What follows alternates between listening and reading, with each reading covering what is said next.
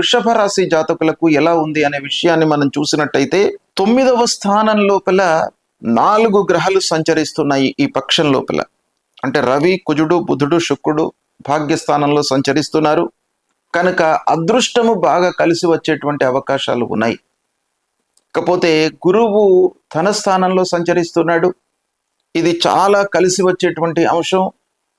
రాబడి పెరుగుతుంది, ఉద్యోగ మార్గాలను అన్వేషిస్తారు, అందులో మీరు సత్ఫలితాలను పొందుతారు. మీ మాటకు సమాజంలో పలుకుబడి పెరుగుతుంది. మాటతోనే చాలా పనులు నెరవేరేటువంటి అవకాశం ఒక పక్కన కనబడుతుంది. ఇక 11వ స్థానం లోపల శనీశ్వరుడు ప్రబలంగా ఉన్నాడు కనుక మీ కోరికలు, డిజైర్స్ అన్నీ కూడాను ఈ పక్షం లోపల తీరేటువంటి అవకాశాలు బాగా కనబడుతున్నాయి.